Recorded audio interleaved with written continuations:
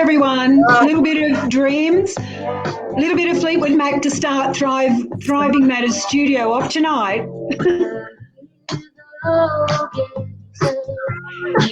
Your freedom. Okay.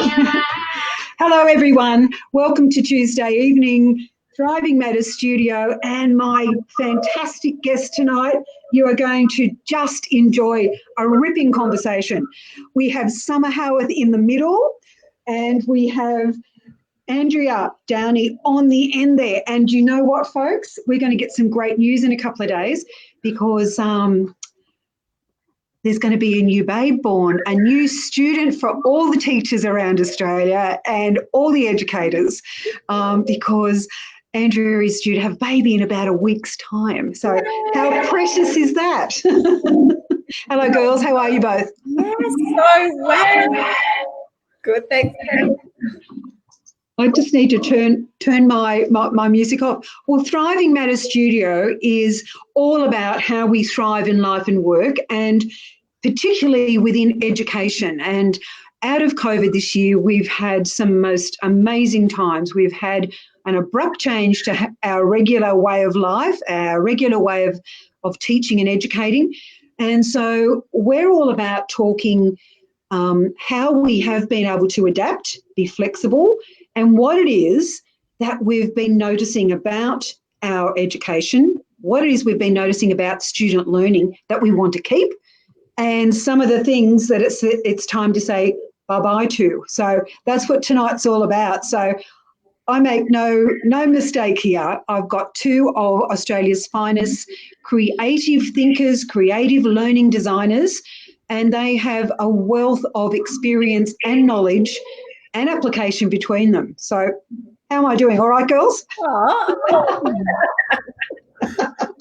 All right. Very fun.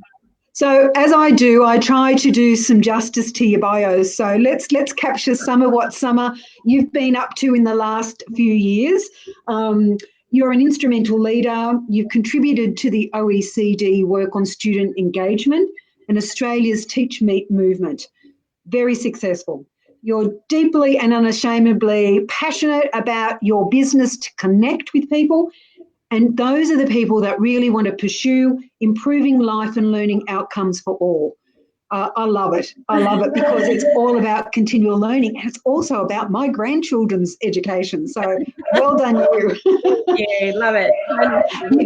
Well, you've worked in all sectors. You've been on the educator hot list 3 times. That's a hat trick. That's pretty good. A number of boards. You advise the Global Educator Task Force at the UN on Sustainable Development Goals and the 100 Global Innovations panel. You have a Paul Harris Scholarship for your services to education. You're a sought-after advisor, strategist and facilitator. Not only are you creative, but you are a beautiful person as well, and your well-being is very important to you and those that you work with. So you're very welcome tonight. So thank you. My pleasure. Thank you very much.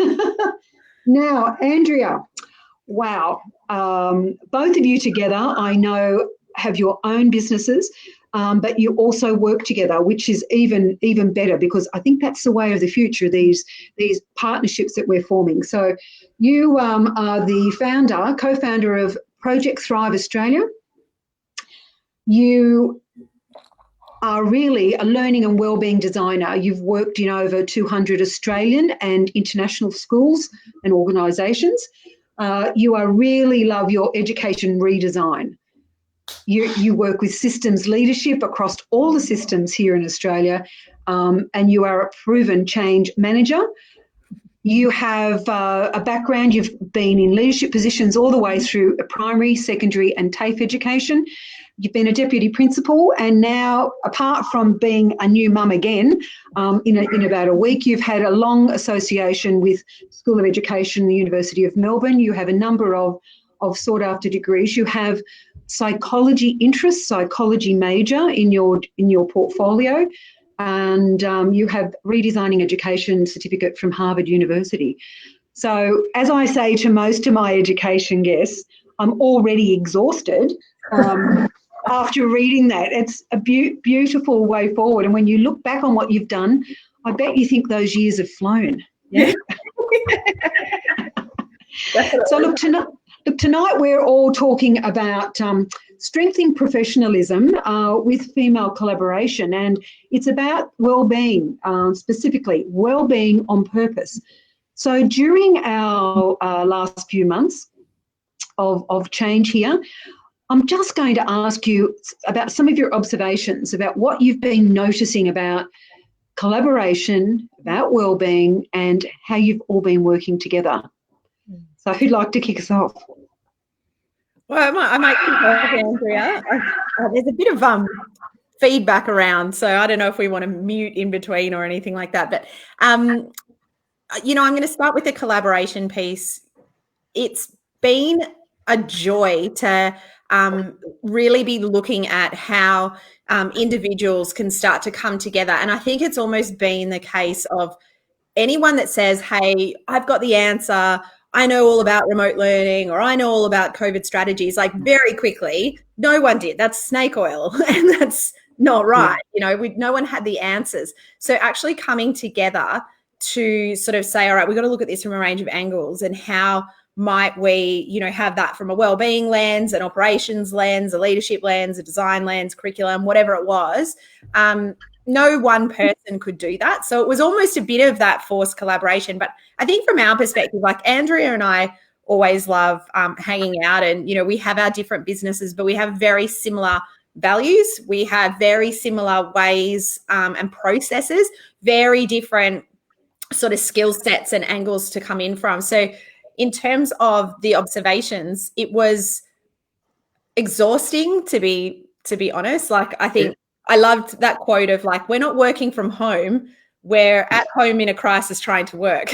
And so to recognize like the exhaustion that comes from that, the stress that comes from that, the anxiety, all of the feels, to be able to have a friend like Andrea and others to say, let's like keep business going, let's keep the purpose strong. And, are we able to just kind of get across what each other is doing? Like, collaboration wasn't a nice thing, it was necessary. And in my case, I think it was a complete lifesaver for me professionally and personally as well. But, Andrea, you're so in that well-being space as well. And, you really got that well-being science there. And I know that you noticed a lot of things. We worked together, through most of lockdown too, almost every day together too. What did you see? Yeah, it's amazing the change too, some which you would have seen from, say, lockdown 1 to lockdown 2, and particularly leaders' responses to that. I think people started to realise that, they can be so much more adaptable than what perhaps they first thought. And adaptability was something that came through significantly in my observations, that people started doing things or were put in situations that they thought perhaps in education they might not have ever been or had to do before. So that was really good. And some other observations of there was an element of like they're not alone in it. So some were so right in saying that people stopped kind of what I saw such where normally you'd have your wellbeing leader and then you'd have your curriculum leader and so on. And it became more united, that it was people had to group together to go, okay, we're in this together. And there became more naturally out of that systems thinking where we had to acknowledge everything's interconnected. And if we're going to get through all this, we're going to design this really well and come out the other end with strong learning practices, then we really had to focus on that. So yeah, that element of adaptability was good. I also noticed, because we would do check-ins a lot of how people were feeling, and particularly leaders, it was really interesting. From the first lockdown, there was a lot of really high anxiety, a lot of, stressed, tired, like there were some of the keywords coming through when we'd put them in, a nice wordle. Yeah. And then, but hope, funnily enough, was as strong as anxious. So there was heaps of hope, there was heaps of optimism, there was heaps of, I'm really stressed, but we can keep going and we can get through this. And it's through all those methods that Summer said of, I think Summer is the best person out of anyone of collaborating and bringing in the right people, and she's phenomenal at that. And when we do that really well, it helps our adaptability levels, and we realize that we can actually do this together. And that was a really great thing that came out of it for sure. I was just thinking that collaboration would have engendered some autonomy for decision making at local level. And it would have been that, look, you don't have to do everything the same way that we've always done. We actually have to change it. So that's empowering in a way, isn't it?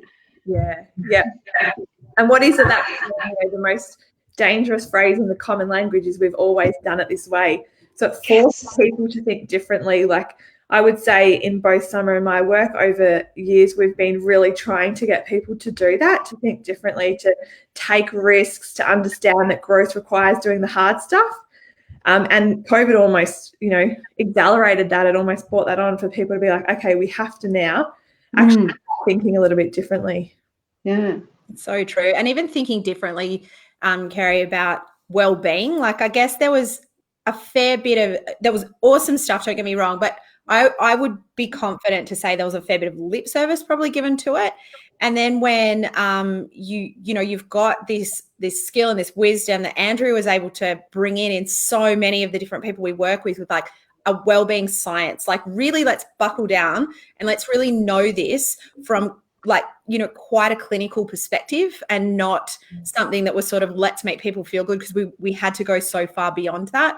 And so I think people really deepened that sense of bringing hope into it, not just, having like a bubble bath and some chocolates. Like it was actually around purposeful work, that autonomy, as you said. And so to know that we were leading together with the information, and that's how a lot of people we saw found their way through.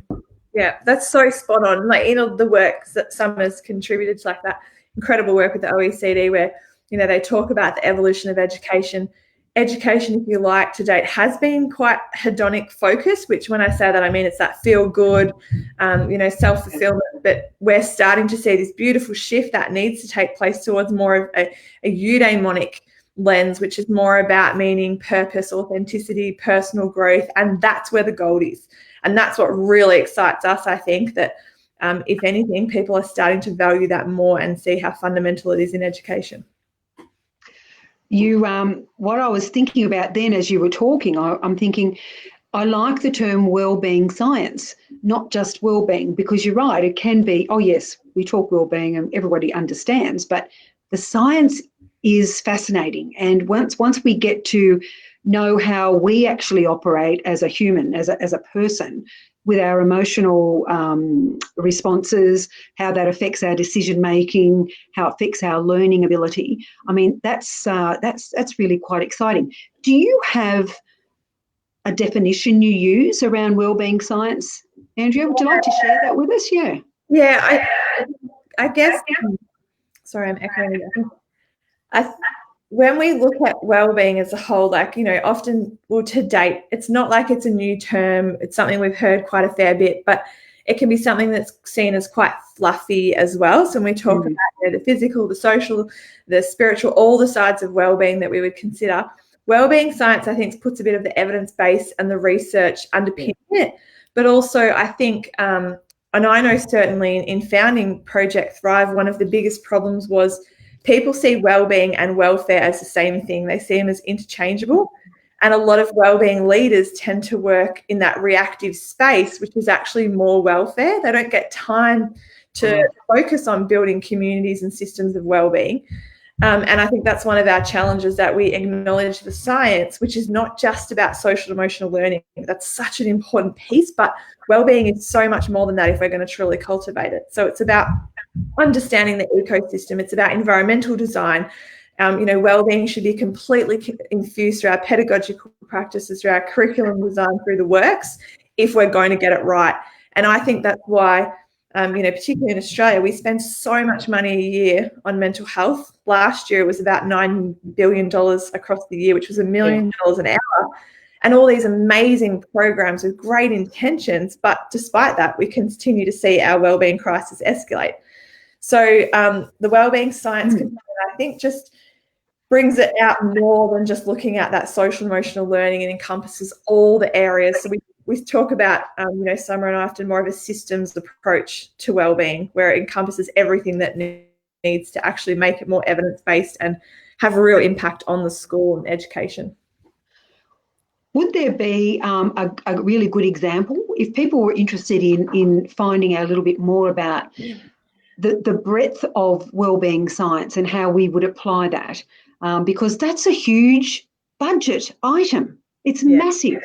And we're now looking at repercussions of this year, and it's only, I think it's only going to, it could very well quadruple. It could, and we won't perhaps see the extent of it for a little while, but it's going to start rolling and get bigger and bigger. So an example that would be worth looking at. I'd be curious to really dip into that as well. So what are your thoughts on that?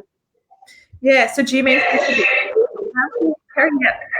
so lots of the schools we're working with at the moment are about really trying to create that systems-informed positive psychology approach, which is what we call it.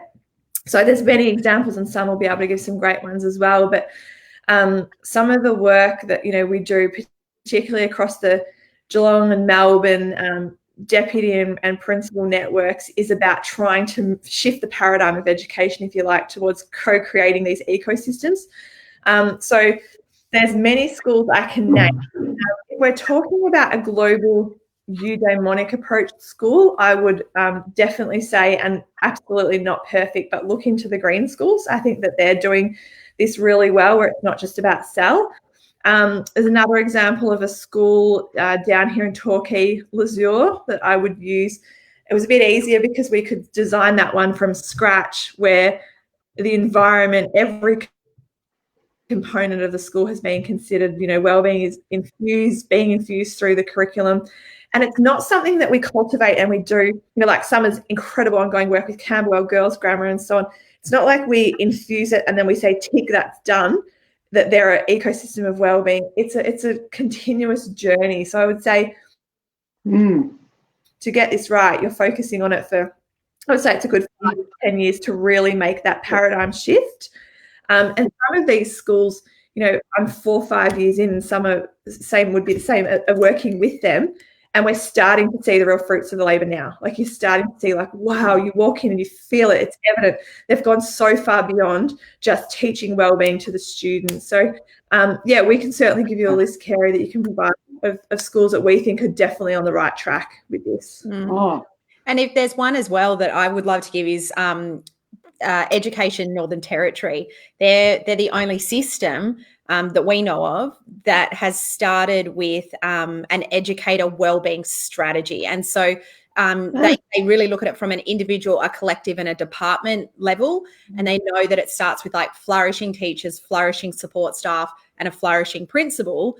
That's absolutely going to be then growing, student wellbeing, principal wellbeing, parent, emotional, social, mental. So they've got a really strong strategy that Andrea has really helped them to animate, particularly for teachers that are new to the territory. So yeah, it's a really good one to look up. If you just look at sort of Teaching the Territory, there's all sorts of information about their awesome wellbeing strategy. Well, look, there are fantastic examples, and I know we've got listeners who are very curious about it. And part of the aim is really to talk about these things, so we raise some awareness that there's really great things going on. So how do we make that possible for people to know about? I'm interested in the young teachers. I did a fair bit of work when we called them the new schemers in New South Wales, but the new teachers, I think what an exciting time to be in education, depending on your mindset.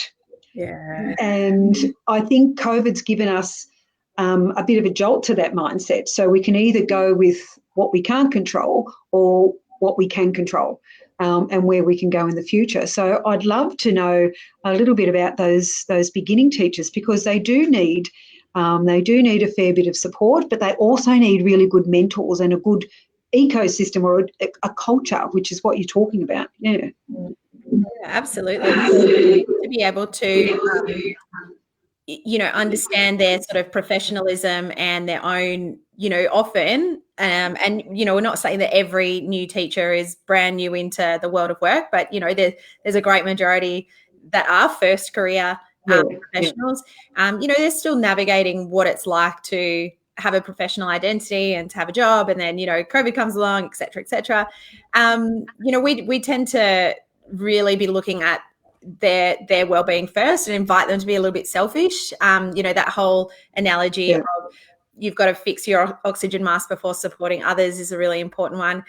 Victoria today just launched or just announced an initiative for around 4,000 tutors that will be kind of distributed across schools across Victoria in early 2019, and they actually put out a very strong invitation for beginning teachers and pre-service teachers to go into those paid positions from the government, to go in and support some literacy and numeracy coaching for students that may have missed out on that. And so I think that that's going to be a really interesting piece as well. They're going to get some mentorship through being part of a school or being part of the profession there. But, I think Twitter's got its benefits, or definitely used to have its benefits of mentorship.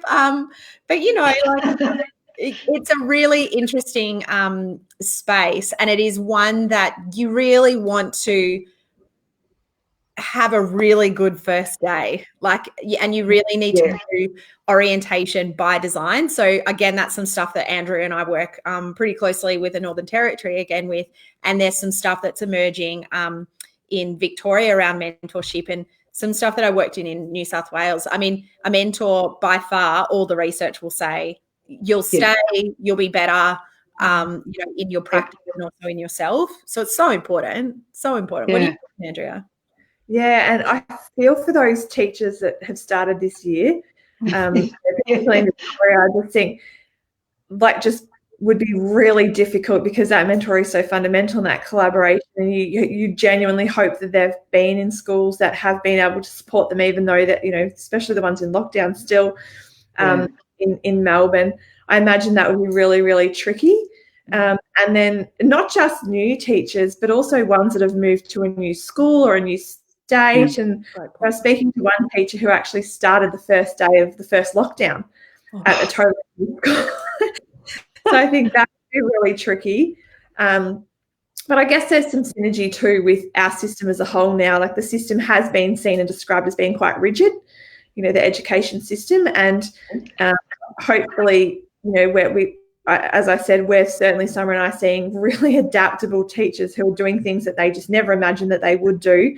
And although, yes, it's been really, really hard, they're really proud now, and they are thriving, and they've changed things up a lot. And I hope that then leads back to the system that, we need to make it that bit more adaptable and get rid of some of that rigidity, but certainly feeling for those teachers that have started this. Can't imagine, send them wine, send them margaritas. And all the things they need. Gift baskets, yes. Oh, but it's so true, isn't it?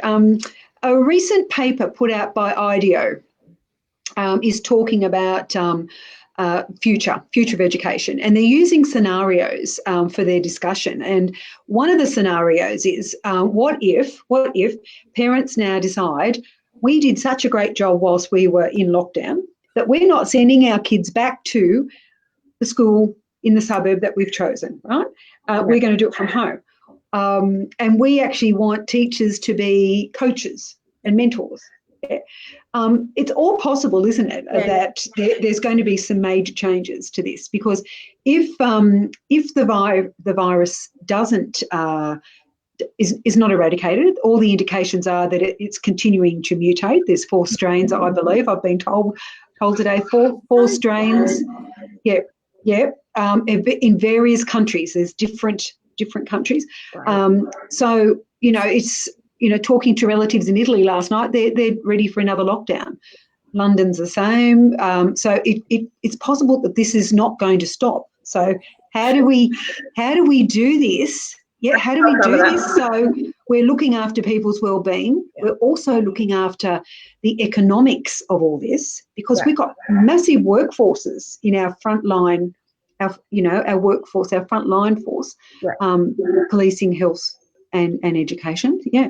So, and all the effect that has on families and whatever. So I wonder if you've got any thoughts on how we might look. I've got a picture of the Jetsons in my head, in their little zooming around in their bubbles, and we're all teaching very differently, but it's possible.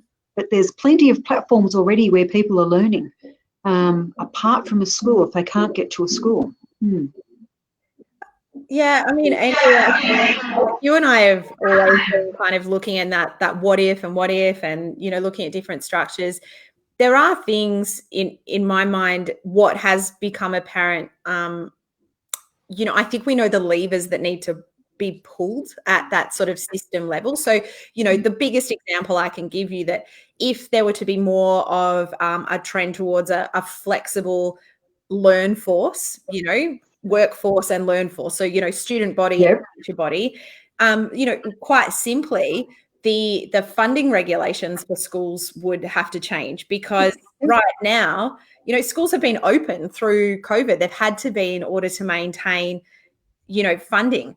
It's not a case of we can say, well, year 9's learning from home today, because that's not how it works.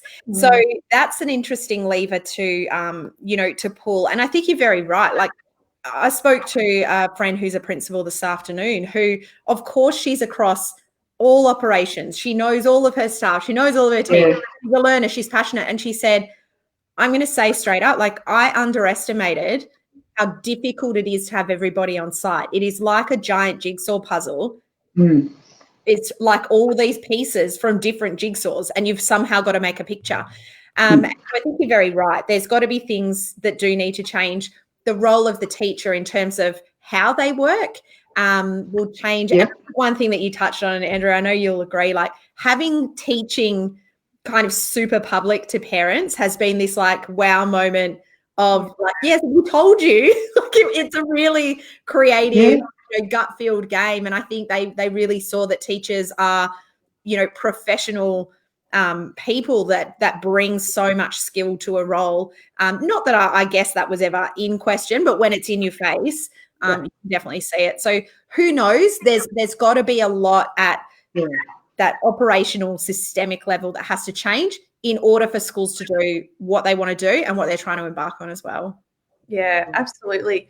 And I think we'll everything Summer said just then, and I think we'll get it right if we do acknowledge, all those elements where it's about well-being, it's about the economy, it's about society, it's about the importance of nature. I guess that's my concern from a well-being component, that yes, gosh, technology has highlighted some amazing things in this time, and we can, collaborate incredibly well. There's some brilliant tools that we can use. We can come together, and it can be just as powerful in relatedness. I don't think it'll ever completely replace, though, that face-to-face, and nor do we ever want it to do that. I think we need to acknowledge just how important that element of society and being together still is, but then take the good from what we've learned. And as Summer said, the flexibility, like, we don't need to do what we've always done in terms of, this, then, and everyone in space, but look at how can we come up with ways that work for everyone, where it's just that little bit more flexible, perhaps, than what we've had in that rigid system before. Oh, the challenges are there, aren't they? And it's really a very exciting time. And the more educators I speak to, a lot of them are they're very curious, and they're quietly sort of really energized by we can make a difference here. We can actually make some changes. And if we can get rid of some of the accountability that was taking up teaching time and that collaborative planning and design, that would be a big issue, I think. I think, Kerry, like the fact that IDEO released that paper probably through the Teachers Guild is, really saying that this is a design challenge, and education was thrown its biggest design challenge, or schools actually were thrown their biggest design challenge in a generation, if not ever, and they met it in like a week flat. Yeah. It's remarkable when we stand back and say teachers are designers, and we knew that, but now, like, they're system designers, they're structural designers, they're organization designers. Yeah, like my favorite people on the planet. It's so true, Tom, isn't it? Like, I think for the first time there were so many people at that higher, administration level or whatever, that were kind of like, well, we don't know what to do. And the beauty of that was that it's through all of the power in the educators' hands, and with great facilitators like Summer who believe in co-creation, who believe in co-construction. Like, one of the things we always say is that, change is not the problem in education. It's the rate, the nature, and the speed of change. Often those on the receiving end have had very little to do with initiating it, and that's what needs to change. Whereas in this, all the power went to the educators and the leaders, and they co-constructed, they co-created, they came together and said, right, how are we going to move forward with this? And that's what's made it so sustainable and so powerful, because it was their plan, it was their expertise. One of the things Summer always does when we're working with groups, which I love, is, gets them to put in, right, how many years have you been in education? How long have you worked in education? To highlight that there's so much expertise that sits within one school or one group, but often they just need someone to bring that out or allow them the space, the platform, the time to be able to kind of infiltrate their ideas. And I think that's where we're going to make the most change and design the pathway forward most effectively. Well, it's true collaboration, isn't it? And then it's respectful ownership of it as well. And in all this, we're all human. This is all stakeholders are human. We've all got feelings. What do we say? Perfectly imperfect often, but we have incredible talent and creativeness if given the chance to do it. So I think that's what's so empowering about it all. I'm just going to ask you both, what's the change been for the type of professional learning? Is there one or two things that you could say are really different now in the way you work with the teachers and your leaders at schools, and whether it's your system leaders, whatever it is has there been a change to how you go about working with it? So it's basically your learning design for bringing out the best. Yeah, well, besides not being, face to face with them has certainly made us, from a technical point of view, do things quite differently.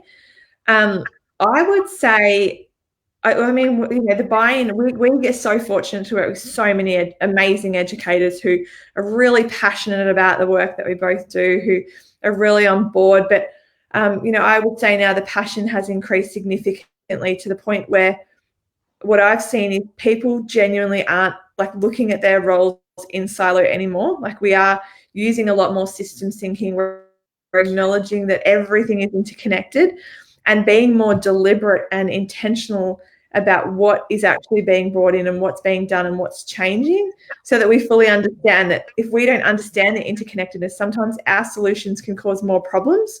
So I think people are avoiding that more so, if you like, now.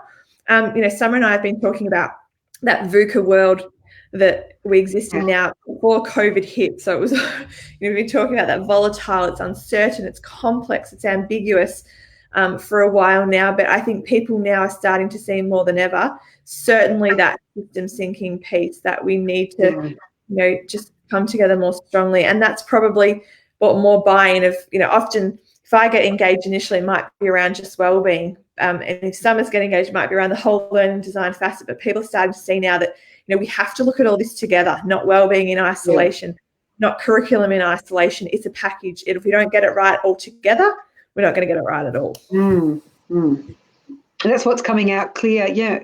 Summer, any thoughts on what the design is like at the moment for the type of work that you're doing? What have you let go of?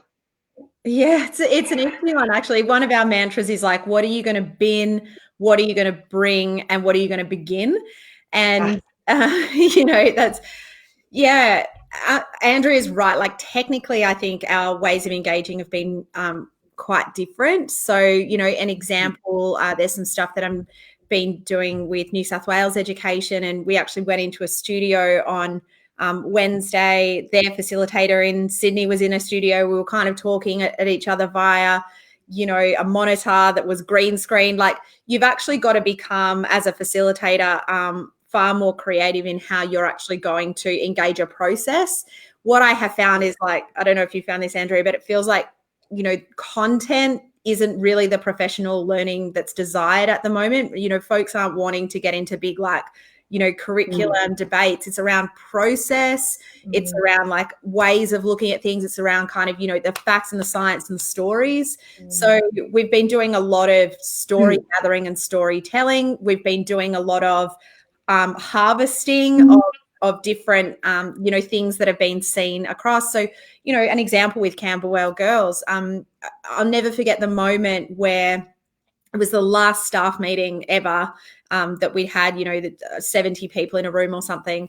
And their divine principal, Debbie Dunwoody, said, if we are producing something that is going to help another school, another teacher, a parent, a system leader, whatever, you have my full permission to just give it to them. If it's an email I sent and you think the copy is good, whatever it is. And so, Kate Manners, who she's the director of teaching and learning there, like she kind of went into this mode of, all right, if we've got kind of rules of play, let's put it in an infographic, let's tweet it all out. If we've got units of work, like let's just get it out. And so they really led the way, I think, in that, particularly that first lockdown, of that invitation to share. And that comes with great vulnerability, like huge vulnerability to say, we don't know that this works because this is like 5 days old. But we're giving it a crack and it might help someone. And then it just iterates from there. So again, that kind of collaboration through being the first to go, let's just, if it's going to help, let's have a system mindset. Let's not keep things siloed and let's go for it. And so Andrea and I, secretly cheering, we've always had that systems thinking. If it works for this kid, are we willing to give it away so that another educator might go, that works plus this? And that's how we'll build, change, teacher-led innovation. Yeah. But you just gave me some goosebumps because I'm really big on be generous. Be generous. Really, an idea really doesn't only belong to us. We've got parts of it that germinated with somebody else or came down. But you just gave me goosebumps because the temptation is that we want to keep it for us. Competition comes out in us and we want to keep it tight and siloed. But we're only going to benefit from the collective intelligence. And Absolutely. We're crying out loud. There's no more time in a day. We are all entitled to a well-being life of work and life, right? So that's the way I look. And I'm so pleased you just gave that as a great example because it's so humble. It's humbling. Yeah. It's vulnerable, but it's also generous. So brave, it's generous, it's authentic. Andrea always says there's enough sun for everyone, right? Like, yeah. Just because I'm like, oh, I'm stealing it from someone else. There's ideas come and go. Hold your impact tightly and hold the ideas or the process lightly to get to that. Give it away. Oh, look, what I'd like to do in our last few minutes is ask you both about your businesses and what you've put. So I'd love to give you the chance to tell everybody about your, Project Thrive and about the Eventful Co. So I'd love you to do that. So, and then people will get an idea if they want to contact you, they'll know where to contact you through. So let's hear about it. Tell everyone all about Project Thrive. It is like so amazing. Andrea is one of these amazing people that when you hear about her business, you just sit there going, oh my goodness, like I could not be happier that you're doing this work. I love Project Thrive. Andrea, please, Project Thrive. Nice. Now I'm scared I'm not going to do it justice. Well, I am very lucky to work with Summer a fair bit, which is really, really great. And as I said before, she's one of the most phenomenal collaborators in this space, and that's always brilliant. So Project Thrive, I co-founded about 4 years ago. I was thinking, Perry, when we were having those pre-thinking questions, the reasons why, and a lot of it was around probably my experiences in being a wellbeing leader in a school, and what I said earlier, feeling like you're always reacting.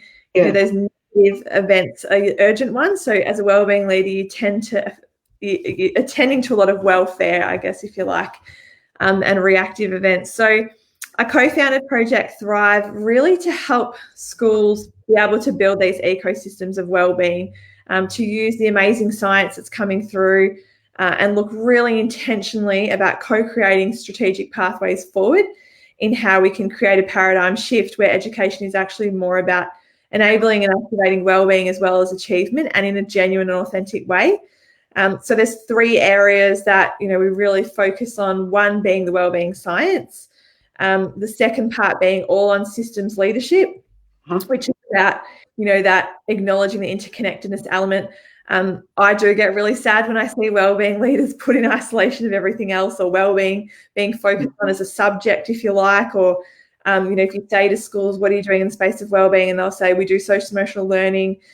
So it was really to give staff, empower staff really to have a stronger understanding, and parents and students around what is wellbeing science and how can we use it to infiltrate education in the best way possible. And then the third area, of course, on that education redesign, if you like, because I do feel really passionately about shifting to this eudaimonic meaning, purpose, authenticity approach, away from that feel good stuff that we tend to, that Summer alerted to before, that more that self-care feel good that we tend to focus on in wellbeing. And if we're going to get that right, we're going to truly make this shift, then that would be one of the best pathways forward. So I've been fortunate enough to work with many schools, a lot of leaders as well, which I believe wholeheartedly in a bottom-up approach, that if we do the work really well on the ground with all stakeholders, it will start to really, come through. But working with leaders is phenomenal as well, because I have absolutely learned, if you get them on board, if you get them believing, they will be the systems leaders that will empower their staff and their community to do all this great work and allow it or enable it to come alive. So I get a lot of joy of working with them on overseas immersions and ongoing partnerships and so on. So yeah, that's a little bit of a project. Nice. So I'm sure you're going to get a few hits on the website, and so that's the best place to go, Project Thrive? Yeah. So we've got a website there. Yep, definitely. Fantastic. And one of the best facilitators as well, like a big room, a small room. Andrea came in to work with a cross section of teaching and professional support staff at a school that I'm working with, and they said, like, one of them said, I've been here for like 20 years, and that was like the best start to the year that we've had. So yeah, it's awesome. Great testimony. Great testimony. Summer is a hard act to follow. Now the Eventful Co, please, Summer. Tell us all about it. Yeah, Eventful Learning was born almost to, not like you're about to almost 2 years ago, and we designed great learning, and it's really, really fun. So we designed great learning strategy, so that's a little bit of that education redesign, or walking alongside education organisations or others that are supporting schools and learning, such as Department of Premier and Cabinet, Zoos Victoria, Royal Botanic Gardens, domestic violence resource centres. So we kind of are looking at sort of learning strategy in organisations. The second thing that we do is obviously events and experiences. Not so much in 2020, although there's been some really creative kind of ways that we've done that, going and doing live broadcast in a studio, doing a lot of stuff over Zoom, utilising, a lot of those sort of web technologies. So we ran the largest gathering of students through the Prince's Trust Australia at, there was around 1,800 young people trying on a career for size. That was really fun. Yeah. And a lot, which was really great. So we do events as the second part. And the third part is content. So we designed some really great content. Probably one that we're working on at the moment is the Koala Smart curriculum with Department of Planning in New South Wales, which is really fun.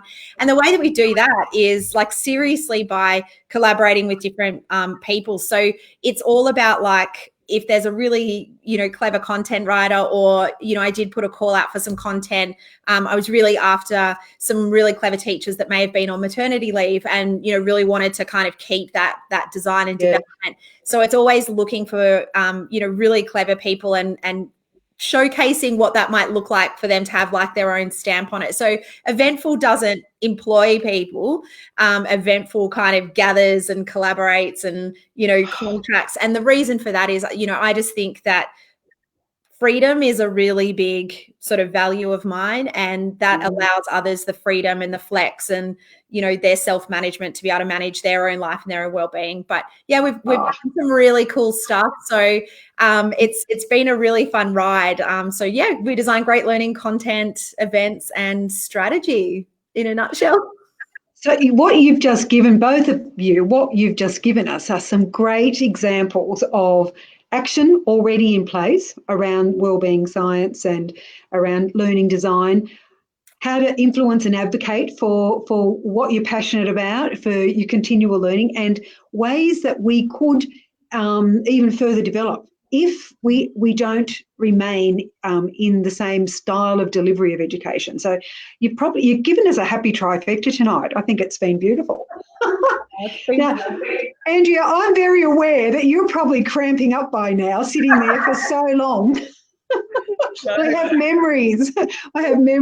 So I'm very. I've had for the past 6 months on all different events we've been doing. Andrew is just bouncing ball. Yeah, go get you the big bouncy ball. Oh, look, I'm just so grateful for you both tonight. It's been absolutely delightful to have you both on. I'm an advocate. We bumped into each other a few years ago, so I know that. But just from the way you come across the passion, the way you're able to express and articulate what it is that you are so certain about and enjoy creating, I think education for my grandchildren is in very, very good hands. So I want to thank you both. Thank you both for tonight. Amplifying voices, of people who really wanted to ensure that, every young person needs to be successful in their education. And Andrew and I truly believe that, school is the best place anyone can spend their day. And so we're really lucky to be able to go into schools, and do that as well. So we love teachers. We love teachers so much. I just want to make sure that we amplify that message. Thank you, Summer, Andrea and Carrie. Really inspirational work and information. Grateful to have listened to this podcast. Thank you, Maurizio. We have a few people who lurk and they don't, some of them come into the chat and some don't, but I know there'll be some more comments there. So I'm very appreciative of that. So thanks, Maurizio. Always keen to get your feedback. So we're going to finish off with your favourite song tonight. So dreams of a really fantastic last week and an enjoyable birth, Andrea, to welcome your new babe into the world. And Summer, I'm sure you will have the jug of margaritas ready for Andrea when you can get to see her. Oh my goodness, she doesn't even know. So thanks everybody for your time tonight. Love having your company. We're just going to go out with one of the favourite songs. So a little bit of Mac, a little bit of dreaming. See you next Tuesday. Bye for now. I love it.